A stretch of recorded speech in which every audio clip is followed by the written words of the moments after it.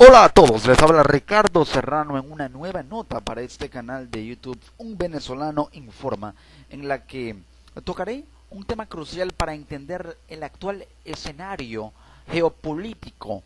en Medio Oriente, pero más concretamente en Siria, y el escenario de conflicto y choque de intereses que actualmente se observa, más que todo entre dos potencias que han intervenido en Siria. Hablo de Estados Unidos y de Rusia, dos países que tienen intereses y se juegan intereses en Siria, tanto para apoyar a un grupo como para apoyar a otro, pero más aún para proteger sus propios intereses sistemáticamente establecidos y muy bien premeditados antes de aplicar estas políticas y estos planes basados en las políticas exteriores de ambos países con respecto al arsenal militar y a la capacidad de poderío de expansión militar que tienen en estos territorios vastos en diversos recursos, y eso es un factor muy importante sin duda alguna. Y esto pasa primordialmente porque tanto Estados Unidos como Rusia han estado en un constante toma y dame, en dimes y diretes acerca de la situación en Siria y de cómo unirse o tratar de unirse para materializar ese alto el fuego, esa tregua que tanto han estado buscando pero que aún no se cumple porque ninguna de las dos partes la respeta, y es necesario explicar por qué. Se dio a conocer en cuanto a las últimas incidencias del impasse diplomático entre Estados Unidos y Rusia, que tiene su epicentro en la guerra civil en Siria, que ya se acerca a los 6 años. Se dio a conocer el 4 de octubre que Estados Unidos decidió suspender el diálogo con Rusia sobre la guerra siria. Washington cumple su amenaza al considerar que Moscú no ha cumplido sus compromisos. Así lo reseña el diario El País de España, un medio que le ha dado mucha cobertura en materia internacional a este impasse diplomático entre Estados Unidos y Rusia, entre o con respecto a esa rivalidad entre ambos países que ahora ha hecho que Siria se fragmente más aún de lo que ya estaba antes de que Estados Unidos y Rusia decidieran intervenir en el país. Y como ya es conocido, por un lado está Estados Unidos apoyando a los grupos rebeldes, divididos entre moderados e islamistas, armando a la oposición rebelde siria para provocar un cambio de régimen y una transición en el gobierno de Bashar al-Assad, derrocar a al-Assad, sacarlo del poder y propiciar un gobierno de transición que paulatinamente pueda reestabilizar Siria. Y por el otro lado se encuentra Rusia apoyando al régimen y al gobierno de Bashar al-Assad tras esa alianza que se configuró y ya venía gestándose durante mucho tiempo, muchos años, entre el presidente de Rusia, Vladimir Putin, y el presidente de Siria, Bashar al-Assad. Es así pues que reunión tras reunión, resolución tras resolución que se ha emitido desde el Consejo de Seguridad de la ONU, Estados Unidos y Rusia no encuentran un punto en común, un punto de encuentro, un punto de convergencia en cuanto a acciones concretas, porque uno inculpa al otro con respecto a cualquier foco de tensión que pueda darse o incrementarse en Siria, y aducen la responsabilidad de ese hecho o foco de tensión al contrario. Es decir, si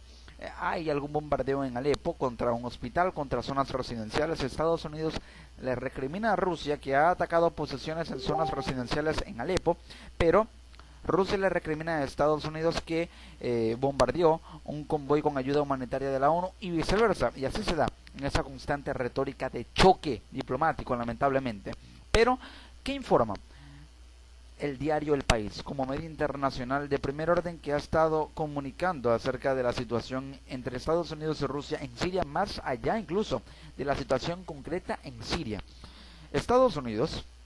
ha hecho realidad su amenaza y ha suspendido las conversaciones con Rusia sobre un alto el fuego en Siria. Washington considera que Moscú no ha cumplido su parte ni tampoco ha querido o podido garantizar que el régimen de Bashar al-Assad cumpla lo que Rusia acordó. Al gobierno de Barack Obama se le ha acabado la paciencia, dijeron este lunes tanto el Departamento de Estado como la Casa Blanca. Los canales bilaterales para mantener el cese de hostilidades quedan suspendidos.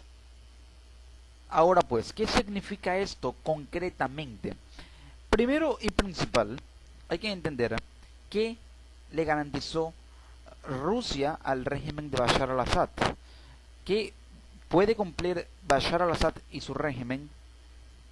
con respecto a Rusia y a lo que acordaron ambos. Rusia concretamente le prometió a Bashar al-Assad y a Siria, al gobierno sirio, que le recuperaría el territorio que ha perdido. De hecho, Bashar al-Assad ha recuperado territorio porque a Rusia sí se lo ha permitido, así lo ha hecho, así ha liberado zonas que estaban bajo control de ISIS, algunas bajo control de los kurdos, y ha incrementado esa porción de terreno del país que controlaba Bashar al-Assad de un 20% a un 25-30% en ese rango. Pero es necesario entender que le garantiza Bashar al-Assad a cambio. Bashar al-Assad y el gobierno sirio le garantizan a Rusia una influencia sin precedentes más de la que ya tiene, pero concretamente más de lleno, más plenamente, tanto en la faceta comercial, financiera, geopolítica, diplomática, militar en Siria, para configurar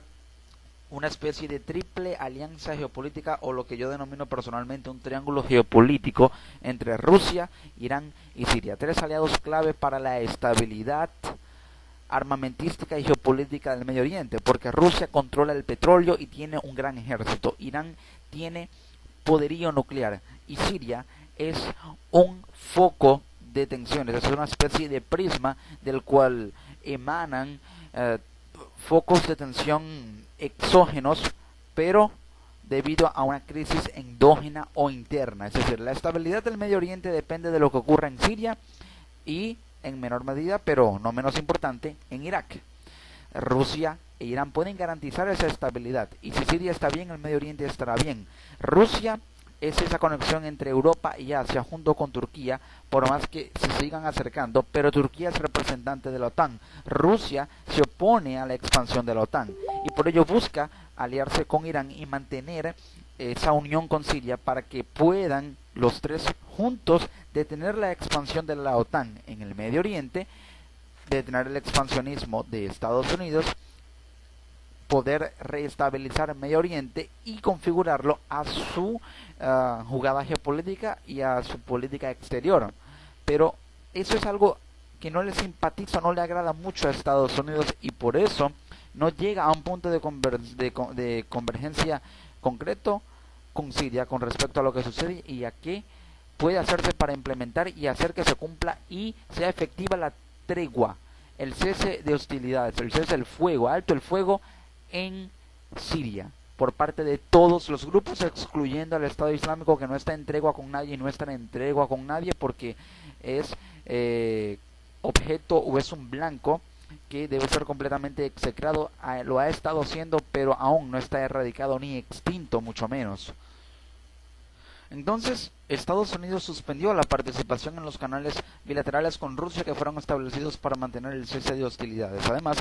según el diario El País, Washington retirará al personal que había sido enviado en anticipación de la posible creación de un centro conjunto de implementación. Este organismo había sido anunciado por el secretario de Estado John Kerry cuando dio a conocer el 9 de septiembre en Ginebra, Suiza, la negociación con su par ruso, Sergei Lavrov, canciller de ese país, de una tregua en Siria que saltó en pedazos una semana más tarde. No funcionó, y no funcionó tras el ataque al convoy humanitario, tras la expansión del frente al-Nusra y de Estado Islámico y tras bombardeos en la zona residencial de Alepo. El centro tenía como objetivo coordinar los ataques aéreos contra elementos del frente al-Nusra, una filial de Al-Qaeda en Siria, y del Estado Islámico, ISIS, por sus siglas en inglés, según se anunció desde la sede de las negociaciones en Suiza, allí mismo, en Ginebra. Pese a este paso, Washington seguirá usando el canal de comunicaciones establecido con Rusia para las operaciones antiterroristas en Siria, con la vista puesta en la seguridad del militar personal militar respectivo y para permitir la lucha contra el ISIS, según subraya la decisión oficial. Aquí también se habla de un fracaso. Sentimos que llegó el punto con Rusia en el que no compartíamos los mismos objetivos, dijo en rueda de prensa la directora de comunicaciones del Departamento de Estado, Elizabeth Trudeau. Se nos ha acabado a todos la paciencia con Rusia. agregó el portavoz de la Casa Blanca Josh Earnest en referencia a los ataques de las últimas horas y días, sobre todo en Alepo. Alepo es el centro de las hostilidades. Los focos de tensión se están cerniendo sobre Alepo porque es la zona o una de las zonas más residenciales en Siria después de la capital, Damasco.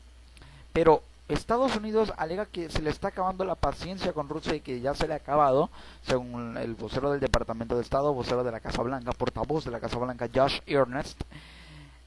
Y es de alguna manera posible interpretar como válida esa posición por parte de Estados Unidos, o toda la culpa la tiene Rusia, o toda la culpa la tiene Estados Unidos, o ambos están en igual repartición de culpas, si es que hay que buscar culpables aquí, aunque no es lo ideal. Concretamente, la situación se torna tan difícil que los kurdos, los rebeldes, ISIS, al-Nusra, y de hecho hay presencia del Hezbollah en Siria, son grupos que no están dispuestos a aceptar una tregua en la cual unos se vean más privilegiados que otros, en la cual los kurdos puedan sentarse en una mesa de negociación y ganar terreno, ganar territorio para poder acelerar su proceso de secesión, en la cual los rebeldes tengan participación en un gobierno de transición y en la que otros grupos como al-Nusra, como Hezbollah, no se vean beneficiados. Por ello, mientras unos grupos vean que habrá más beneficios para otros en una negociación, más allá de la paz, porque no están interesados en la paz, sino interesados en los intereses propios, entonces no hay disposición de una verdadera tregua, un verdadero cese de hostilidades, y esto hace que la situación sea completamente incontrolable para Estados Unidos y Rusia, por más influencia que tengan, y es muy difícil contener a ISIS para que acepte una tregua, ya que nunca lo hará. Por ello, ante esa inestabilidad y esa incertidumbre, Estados Unidos le recrimina a Rusia que no está cumpliendo con la tregua, pero Rusia interpela a Estados Unidos al comunicarle que no está utilizando su influencia para frenar y contener a los rebeldes que entrena y que equipa. Entonces, ¿quién tiene la razón? De momento no es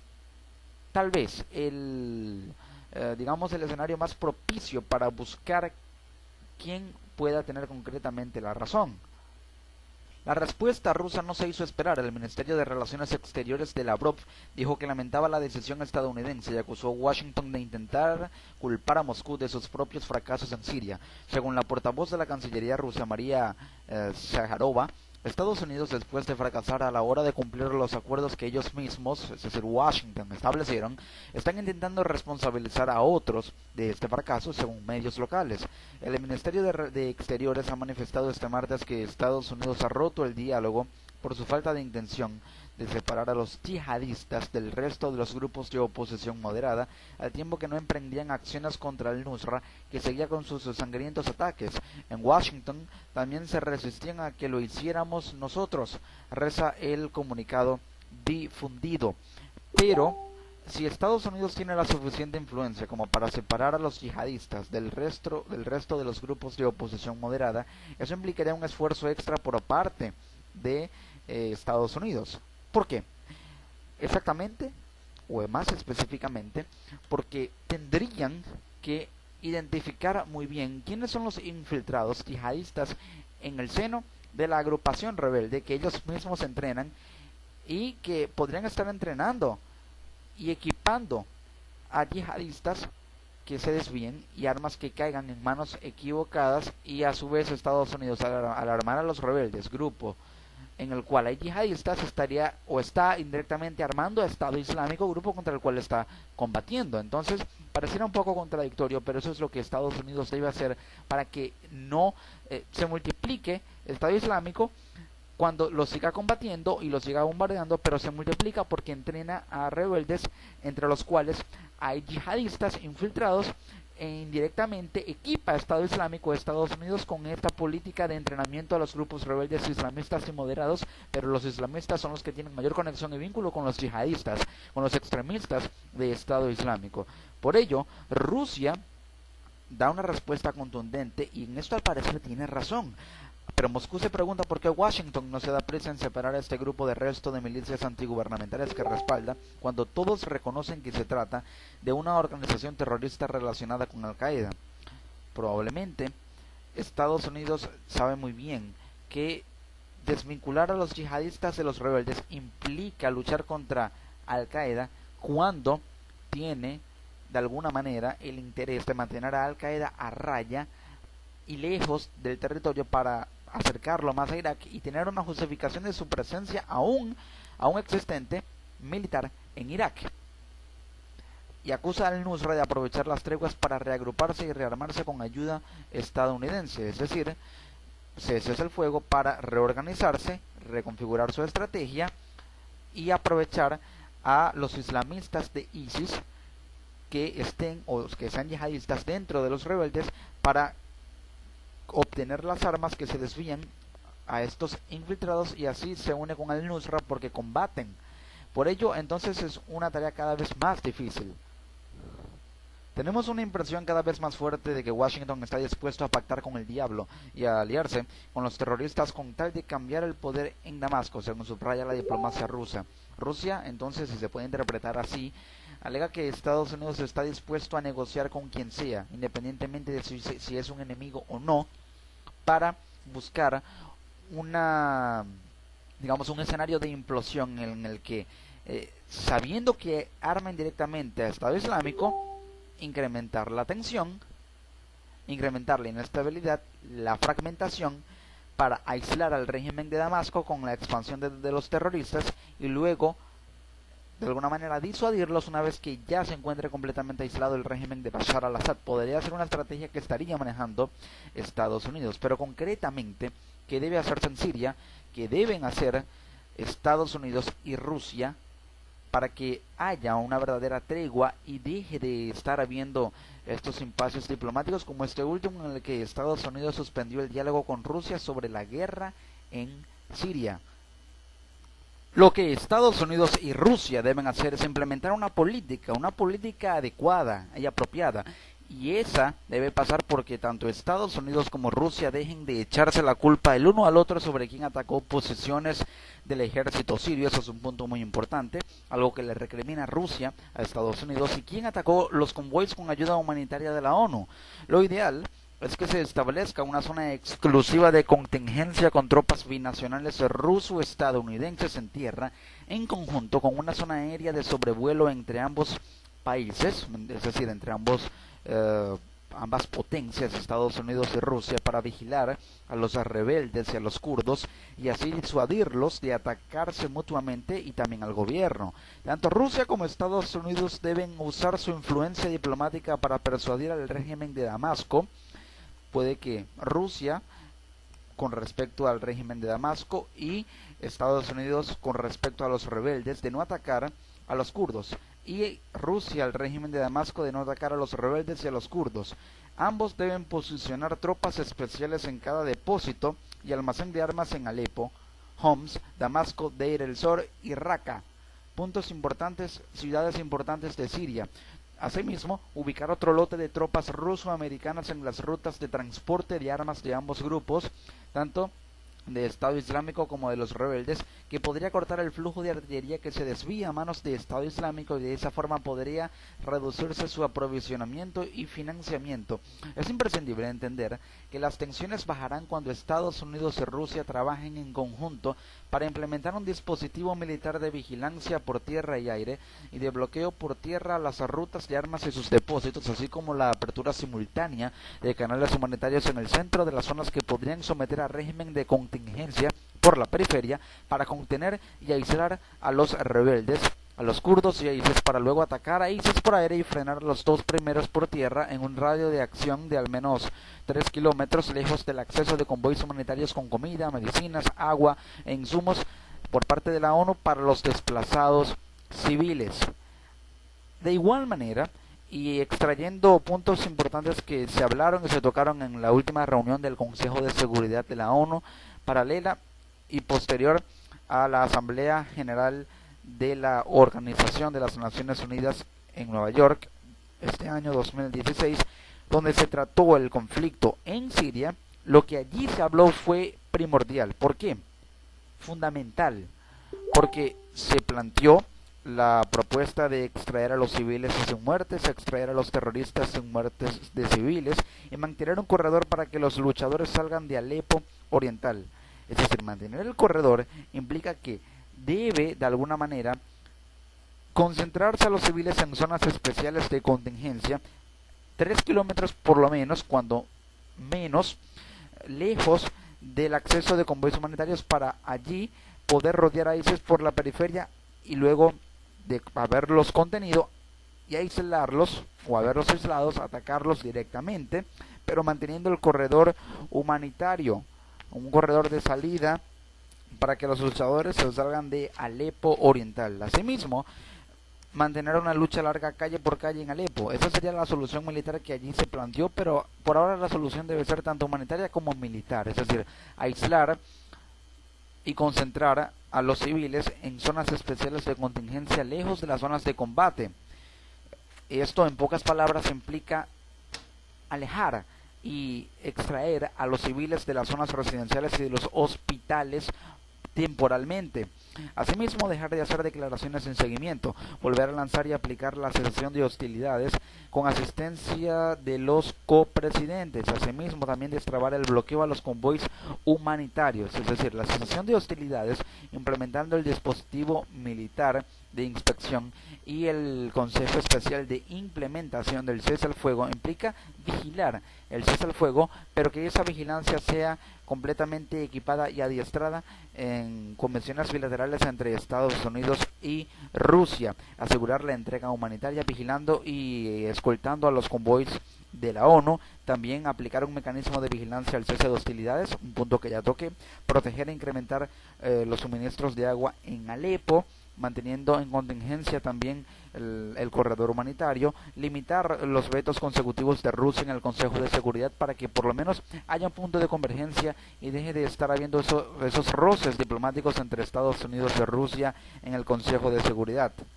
De igual manera, separar a la oposición moderada de los terroristas en el terreno y establecer puntos de control fronterizo para el acceso de ayuda humanitaria. Esos puntos de control fronterizo implica que debe haber una línea muy bien trazada y resguardada tanto por Rusia como por Estados Unidos para que se asegure la entrega de la ayuda humanitaria más allá de mantener el corredor humanitario. Y separar a la oposición moderada de los terroristas en el terreno implica, por supuesto, una campaña selectiva de bombardeos que de alguna manera tendría un mayor grado de complejidad militar, pero podría reducir tensiones. Es de esta manera que Estados Unidos y Rusia podrían llegar a puntos de convergencia para solucionar la situación en Siria, más allá de los intereses que cada uno protege, que cada uno cuida, porque si Estados Unidos logra un gobierno de transición, esto abriría las puertas a una influencia al mejor estilo de la que tiene Rusia en el actual régimen de Damasco, podría ser también de Estados Unidos en un futuro gobierno de transición en el que no esté, por supuesto, Bashar al-Assad, que es lo que Estados Unidos desea y anhela. Así están las cosas en Siria, así están las cosas entre Estados Unidos y Rusia por Siria, pero la situación sigue siendo inestable y cada día surgen más incidencias por esta inestabilidad e incertidumbre que se vive en un país completamente sumido en el caos y en la guerra. Les ha hablado Ricardo Serrano en una nueva nota para este canal de YouTube, Un Venezolano Informa. Hasta una próxima transmisión.